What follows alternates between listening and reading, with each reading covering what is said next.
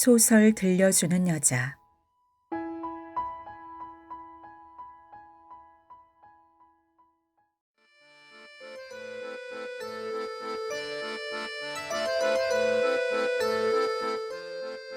몰래방아. 나도향.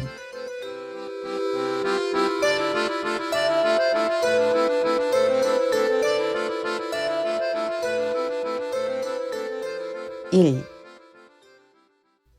덜컹덜컹 홈통에 들었다가 다시 쏟아져 흐르는 물이 육중한 물레방아를 번쩍 쳐들었다가 쿵 하고 확 속으로 내던져질 째 머슴들의 콧소리는 허연 개가루가 켜켜이 앉은 방앗간 속에서 청승스럽게 들려나온다.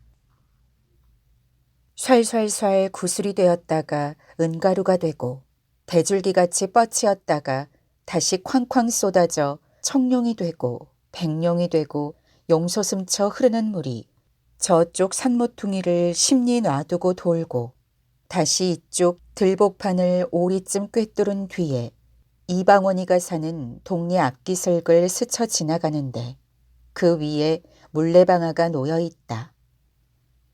물레방아에서 들여다보면 동북간으로 큼직한 마을이 있으니 이 마을의 가장 부자요 가장 세력 있는 사람으로 이름을 신치규라 부른다.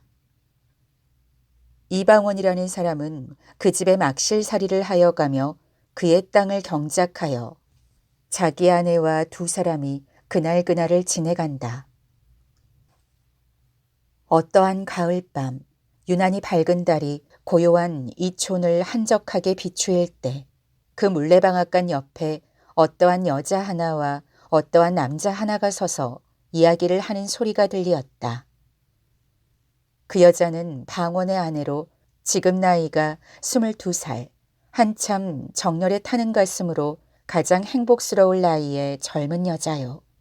그 남자는 50이 반이 넘어 인생으로서 살아올 길을 다 살고저 거의 쇠멸의 구렁이를 향하여 가는 늙은이다. 그의 말소리는 마치 그 여자를 달래는 것 같지. 예, 내 말이 조금도 그를 것이 없지.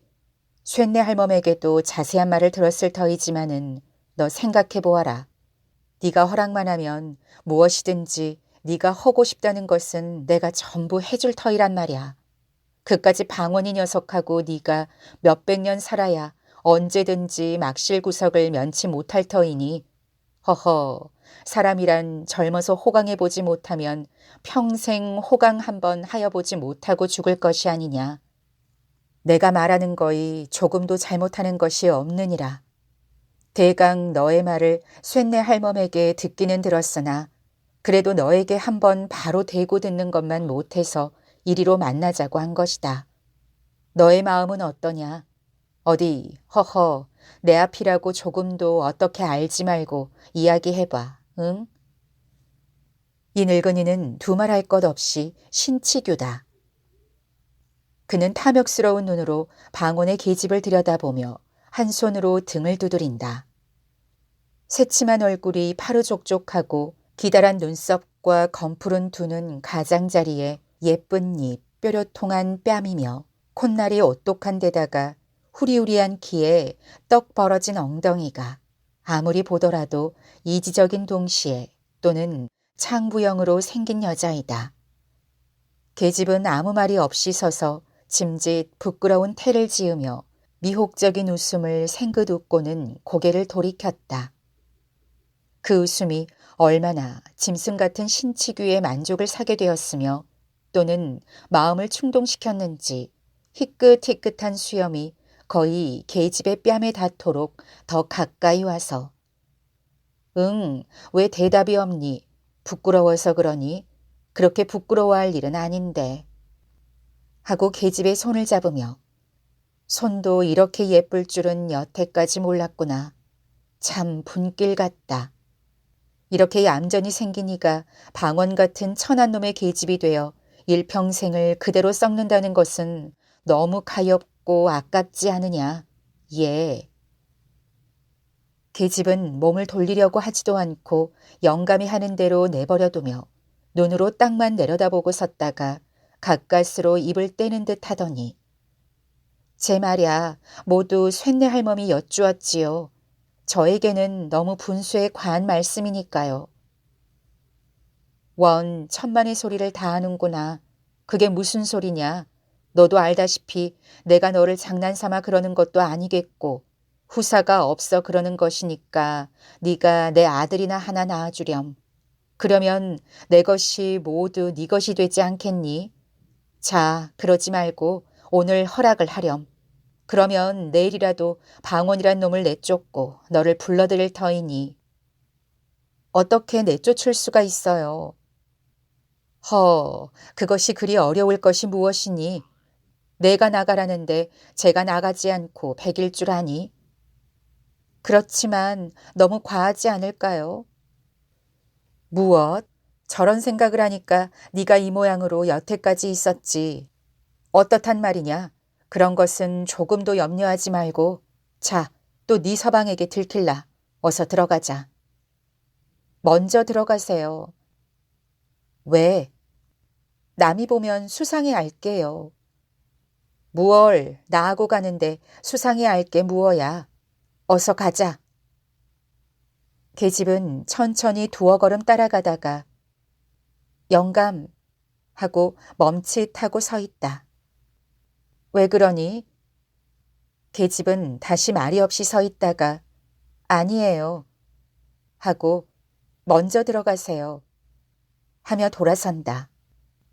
영감이 간이 달아서 계집의 손을 잡으며 가자, 집으로 들어가자. 그의 가슴은 두근거리는지 숨소리가 잦아진다.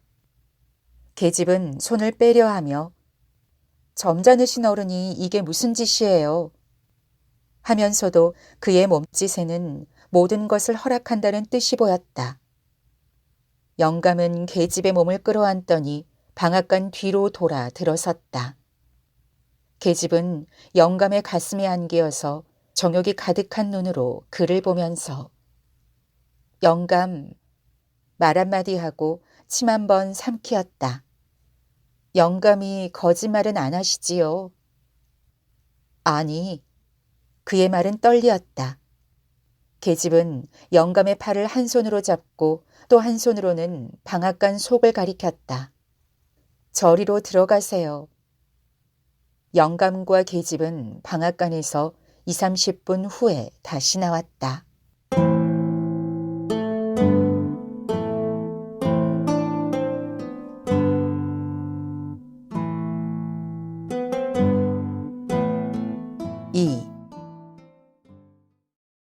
사흘이 지난 뒤에 신치규는 방원이를 자기 집 사랑 마당 앞으로 불렀다. 예. 방원은 상전이라 고개를 숙이고 예. 공손하게 대답을 하였다. 네가 그간 내 집에서 정성스럽게 일을 한 것은 고마운 일이지만은 점잔과 주자를 빼면서 신치규는 말을 꺼내었다. 방원의 가슴은 이 많은 이라는 말 뒤에 이어질 말을 미리 깨달은 듯이 온 전신의 피가 가슴으로 모여드는 듯 하더니 다시 터럭이라는 터럭은 전부 거꾸로 일어서는 듯 하였다. 오늘부터는 우리 집에 사정이 있어 그러니 내 집에 있지 말고 다른 곳에 좋은 곳을 찾아가 보아라. 아무 조건도 없다. 또는 이곳에서도 할 말이 없다. 죽으라고 하면 죽는 신용이라도 해야 하는 것이다. 주인은 돈 가지고 사람을 사고 팔 수도 있는 것이다. 방원은 가슴이 답답하였다. 자기 혼자 몸 같으면 어디 가서 어떻게 빌어먹더라도 살 수가 있지만은 사랑하는 아내를 구해갈 길이 망연하다. 그는 고개를 굽히고 허리를 굽히고 나중에는 마음을 굽히어 사정도 하여 보고 애걸도 하여 보았다. 그러나 그것은 헛된 일이다. 주인의 마음은 쇠나 돌보다도 더 굳었다. 그는 하는 수 없이 자기 아내에게 그 이야기를 하였다. 그리고 아내더러 안부인 마님께 사정을 좀 하여 얼마간이라도 더 있게 하여 달라고 하여 보아라 하였다. 그러나 아내는 방언의 말을 들을 리가 없었다. 도리어 그러면 어떻게 한단 말이오? 이제부터는 나를 어떻게 먹여 살릴 터이오? 너는 그렇게도 먹고 살 수 없을까 봐 겁이 나니? 겁이 나지 않고 생각을 해보구려. 인제는 꼼짝할 수 없이 죽지 않았소. 죽어? 그럼 임자가 나를 데리고 이곳까지 올 때에 무엇이라고 하였소? 어떻게 해서든지 너 하나야 먹여 살리지 못하겠느냐고 하였지요. 그래. 그래, 얼마나 나를 잘 먹여 살리고 나를 호강시켰소. 여태까지 이태나 되도록 끌고 돌아다닌다는 것이 남의 집 행랑이었지요. 예, 그것을 네가 모르고 하는 말이냐? 내가 하려고 하지 않아서 그렇게 된 것이냐? 차차 살아가는 동안에 무슨 일이든지 생기겠지. 설마 요대로 늙어 죽기야 하겠니? 듣기 싫소. 뿔 떨어지면 구워 먹지. 어느 천년에. 방언이는 가뜩이나 내쫓기고 화가 나는데 계집까지 그러하니까 속에서 열화가 치밀어 올랐다. 이 육시를 하고도 남으련 왜 남의 마음을 긁컹거리니? 왜 사람에게 욕을 해? 이년아, 욕 좀 하면 어떠냐? 왜 욕을 해? 계집이 얼굴이 노을해지며 대든다. 이년이 발악인가? 누가 발악이야? 계집년 하나 건사 못하는 위인이 계집 보고 욕만 하고 한 게 무엇이야? 그래, 은가락지 은비녀 한 벌 사주어 보았어. 내가 임자 하자고 하는 대로 하지 않은 것은 없지. 이년아, 은가락지 은비녀가 그렇게 갖고 싶으냐? 이 더러운 년아. 무엇이 더러워? 너는 얼마나 정한 놈이냐? 계집의 입속에서는 놈 소리가 나오기 시작한다. 인연 보게 누구더러 놈이래? 하고 손길이 계집의 낭자를 휘어잡더니 그대로 집어들고 두어 번 주먹으로 등줄기를 우리었다. 이 주릿대를 안길련. 발길이 엉덩이를 두어 번 찌르니까 계집은 그대로 거꾸러졌다가 다시 일어났다. 풀어 흐트린 머리가 치렁치렁 끌리고 쌀룩한 눈에는 도끼가 섞이었다. 왜 사람을 치니? 이놈 죽여라 죽여. 어디 죽여보아라. 이놈 나 죽고 너 죽자. 하고 달려드는 계집을 후려쳐서 거꾸로 뜨리고서 인연이 죽으려고 기를 쓰나? 방언이가 계집을 치는 것은 그것이 주먹을 가지고 하는 일종의 농담이다. 그는 주먹이나 발길이 계집의 몸에 닿을 때 거기에 얻어맞는 계집의 살이 아픈 것보다 더 찌르르하게 가슴 복판을 찌르는 아픔을 방언은 깨닫는 것이다. 홧김에 계집을 치는 것이 실상은 자기의 마음을 자기의 이빨로 물어뜯는 것이나 다름이 없는 것이다. 때리는 그에게는 몹시 애처로움이 있고 불쌍함이 있는 것이다. 그러나 자기의 화풀이를 받아주는 사람은 아직까지도 계집밖에는 없었다. 제일 만만하다는 것보다도 가장 마음 놓고 화풀이할 수 있습니다. 싸움한 뒤 하루가 못 되어 두 사람이 베개를 나란히 하고 서로 꼭 끼고 잘 때에는 그렇게 고맙고 그렇게 감격이 일어나는 위안이 또다시 없습니다. 계집을 치고 화풀이를 하고 난 뒤에 다시 가슴을 에이는 듯한 후회와 더 뜨거운 포옹으로 위로를 받을 그때에는 두 사람 아니라 방언에게는 그만큼 힘있고 뜨거운 믿음이 또다시 없는 까닭이다. 계집은 일부러 소리를 높여서 꺼이꺼이 운다. 온 마을 사람이 거의 귀를 기울였으나 응, 또 사랑 싸움을 하는군 하고 도리어 그 싸움을 부러워하였다. 옆집 젊은 것이 와서 싱글싱글 웃으면서 들여다보며 인제 그만두라고 하며 말리는 신용을 한다. 동리 아이들만 마당 앞에 쭉 늘어서서 눈들이 둥글해서 구경들을 한다.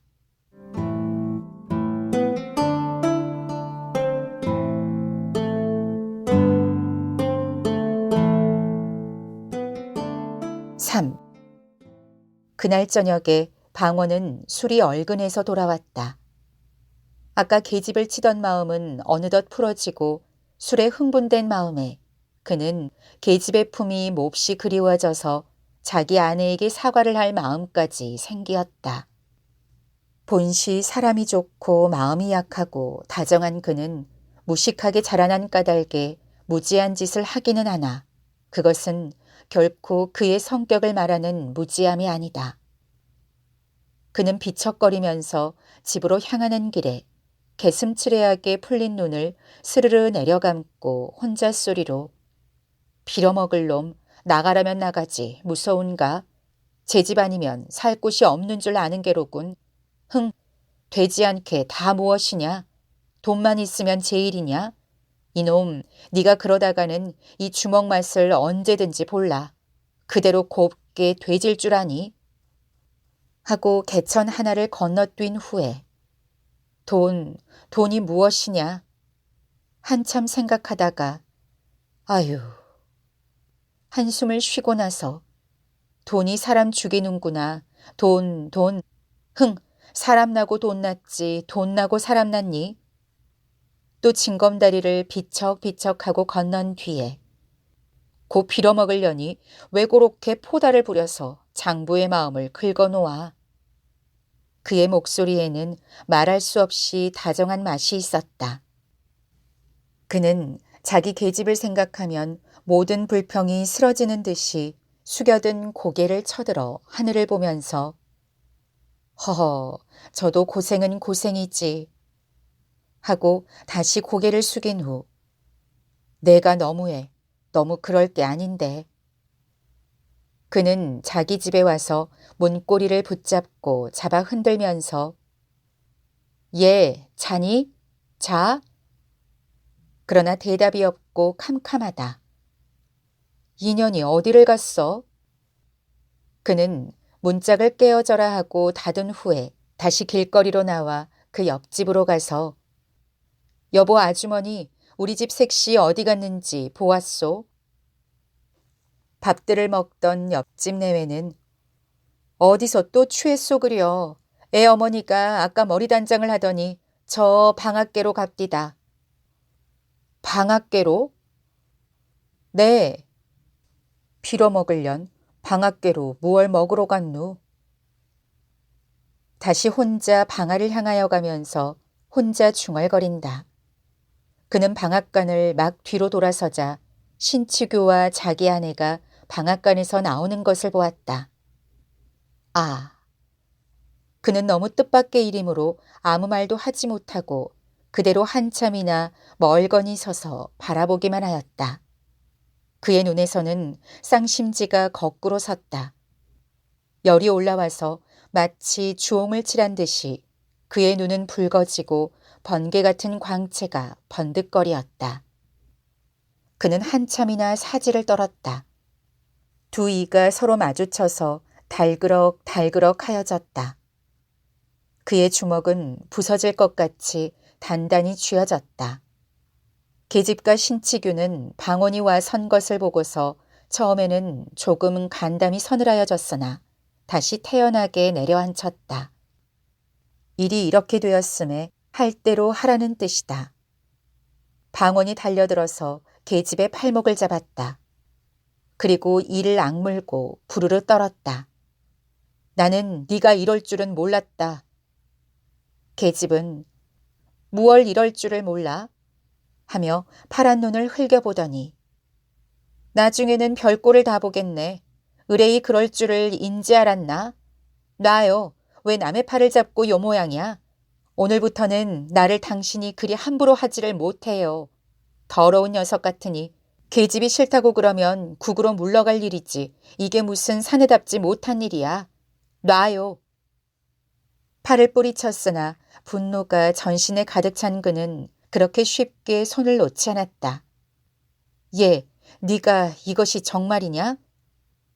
정말이 아니고 비싼 밥 먹고 거짓말할까? 네가 참으로 환장을 하였구나. 아니 누구더러 환장을 했대. 원 기가 막혀 죽겠지. 놔요 놔. 왜 추근추근하게 이 모양이야? 놔. 하고서 힘껏 뿌리치는 바람에 계집의 손이 쑥 빠졌다. 계집은 손목을 주무르면서 암상맞게 돌아섰다. 여태까지 이 꼴을 멀찍하니 서서 보고 있던 신치규는 두어 발자국 나서더니 기침 한 번을 서투르게 하고서 예, 네가 술에 취하였으면 일찍 들어가자든지 할 것이지 웬 짓이냐? 네 눈가에는 아무것도 보이는 것이 없단 말이냐? 너희 년놈이 싸우는 것은 너희 년놈이 어디든지 가서 할 일이지. 여기 누가 있는지 없는지 보이는 것이 없어? 짐짓 소리를 높여 호령을 하였다. 에이 괘씸한 놈. 눈을 부라리었다. 방원은 한참이나 쳐다보고서 말이 없었다. 생각대로 하면 한 주먹에 때려 눕힐 것이지만은 그래도 그의 머릿속에는 아까까지의 상전이라는 관념이 남아 있었다.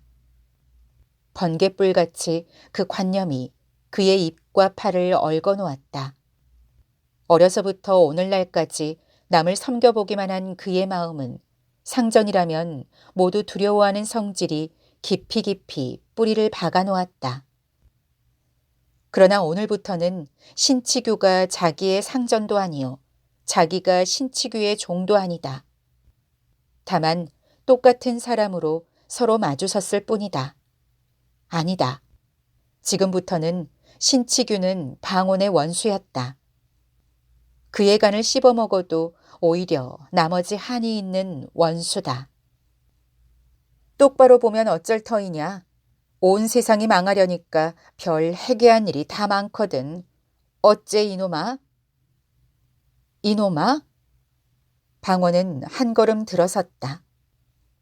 나무같이 힘센 다리가 성큼하고 나설 때 신치규는 머리끝이 으쓱하였다. 쇠몽둥이 같은 두 주먹이 쑥 앞으로 닥칠 때 그의 가슴은 덜컥 내려앉았다. 네 입에서 이놈아라는 소리가 나오니 이 사지를 찢어발겨도 오히려 시원치 못할 놈아.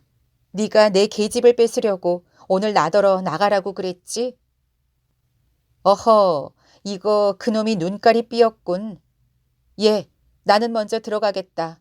너는 네 서방하고 나중 들어오너라. 신치규는 형세가 위험하니까 슬금슬금 꽁무니를 빼려고 돌아서서 들어가려 하니까 방원은 돌아서는 신치규의 멱살을 잔뜩 쥐어 한 팔로 바짝 쳐들고 이놈 어디를 가? 네가 여태까지 맛을 몰랐구나. 하며 한번 집어쳐 땅바닥에다가 태질을 한 뒤에 그대로 타고 앉아서 목줄기를 누르니까 마치 뱀이 개구리 잡아먹을 적 모양으로 쌕쌕 소리가 나며 말 한마디도 하지 못한다. 이놈, 너 죽고 나 죽으면 그만 아니냐? 하고 방원은 주먹으로 사정없이 닥치는 대로 들이팬다. 나중에는 주먹이 부족하여 옆에 있는 무투 돌멩이를 집어서 죽어라 하고 내리친다. 그의 팔, 그의 온몸에는 끓어오르는 분노가 극도에 달하자 사람의 가슴 속에 본능적으로 숨어있는 잔인성이 조금도 남지 않고 그대로 나타났다. 그의 눈은 마치 펄떡펄떡 뛰는 미끼를 가로차고 앉은 승냥이나 이리와 같이 뜨거운 피를 보고야만 족하다는 듯이 무서웁게 번쩍거리었다. 그에게는 초자연의 무서운 힘이 그의 팔과 다리에 올라왔다. 이 꼴을 보는 계집은 무서웠다. 끔찍끔찍한 일이 목전에 생길 것이다. 그의 맥이 풀린 다리는 마음대로 놓여지지 아니하였다. 아, 사람 살류, 사람 살류. 적적한 밤중에 쓸쓸한 마을에는 처참한 여자의 목소리가 으스스하게 울리었다. 이 소리를 들은 방원은 더욱 힘을 주어서 눈을 딱 감고 죽어라 내리치 찢었다. 뼈가 돌에 맞는 소리가 살이 울크러지는 소리와 함께 퍽퍽 하였다. 피 묻은 돌이 여기저기 흩어지고 갈갈이 찢긴 옷에는 살점이 묻었다. 독립현 쪽에서 수근수근 하더니 구두 소리가 나며 칼소리가 덜거덕거리었다. 방언의 머리에는 번갯불같이 무엇이 보이었다. 그의 손에 주먹을 쥐인 채 잠깐 정신을 차려 그쪽으로 귀를 기울였다. 순검. 그는 신치규의 배를 타고 앉아서 순검의 구두 소리를 듣고 비로소 자기가 무슨 짓을 하였는지 깨달았다. 그는 미친 사람처럼 일어났다. 그러고는 옆에 서서 벌벌 떠는 계집에게로 갔다. 예, 가자. 도망가자. 너하고 나하고 같이 가자. 자, 어서 어서. 계집은 자기에게도 무슨 일이 있을까 하여 겁을 내어 도망을 하려 한다. 방어는 계집을 따라가며 예, 네가 이렇게도 나를 몰라주니 내가 너를 어떻게 생각하는지 알지를 못하니 자, 어서 도망가자. 어서 뒤에서 순검이 쫓아온다. 계집은 그대로 서서 종종 걸음을 치며 실소, 임자나 가구려. 나는 싫어요, 싫어. 가자, 응? 가. 그는 미친 사람처럼 계집의 팔을 붙잡고 떨었다. 그때 누구인지 그의 두 팔을 마치 형틀에 매다는 것 같이 꽉 끼어 앉는 사람이 있었다. 이놈아, 어디를 가? 그는 뒤를 돌아보지 않고도 그가 누구인지 알았다. 그는 온 전신에 맥이 풀리어 그대로 뒤로 자빠지려 할 때 어느덧 널판 같은 주먹이 그의 뺨을 사정없이 갈갔다. 정신 차려. 예. 그는 무의식적으로 고개가 숙여지고 말소리가 공손하여졌다. 땅바닥에서는 신치규가 꼼지럭거리며 이리저리 뒹군다. 청승스러운 비명이 들린다. 방어는 포승 지은 채 계집은 그대로 주재소로 끌려가고 신치규는 머슴들이 업어들였다.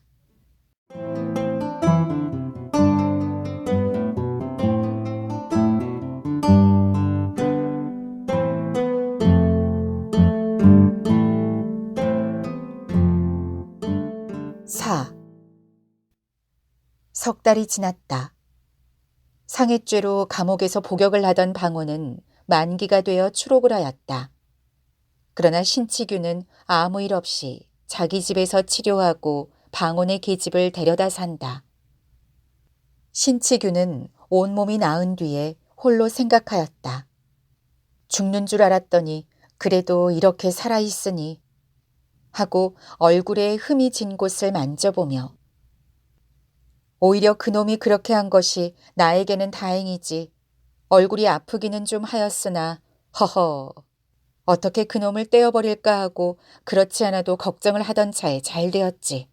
그놈 한 10년 감옥에서 콩밥을 먹었으면 좋겠다.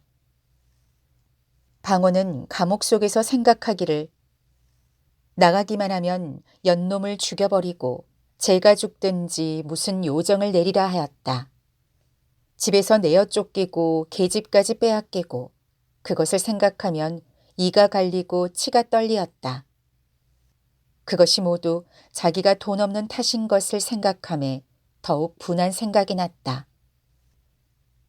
더러운 년. 그는 홍바지에 쇠사슬을 차고서 일을 할 때에도 가끔 침을 땅에다 뱉으면서 혼자 중얼거리었다.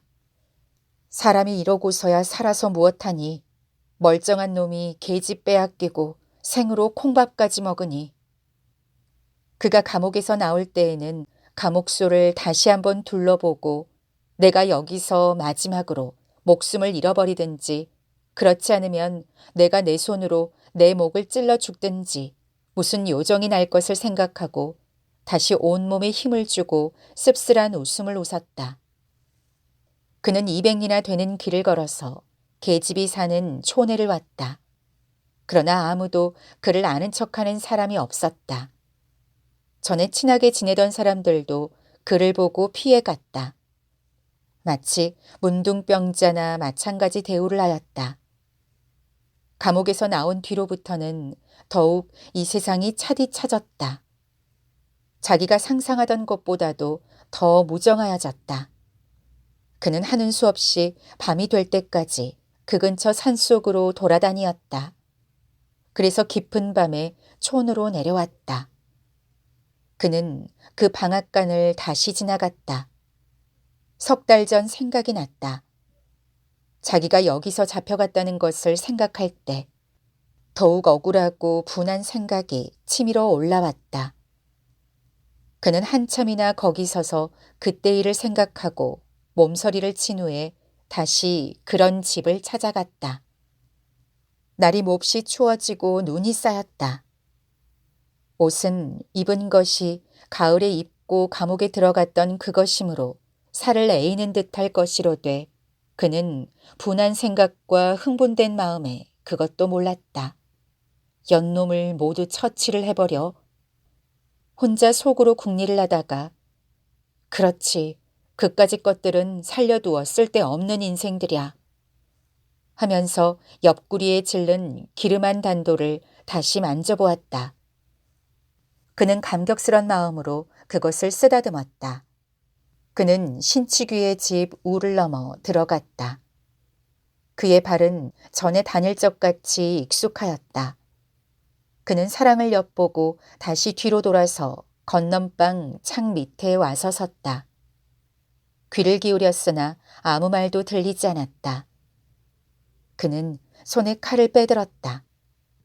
그러고는 일부러 뒷창문을 달각달각 흔들었다. 그 뉘?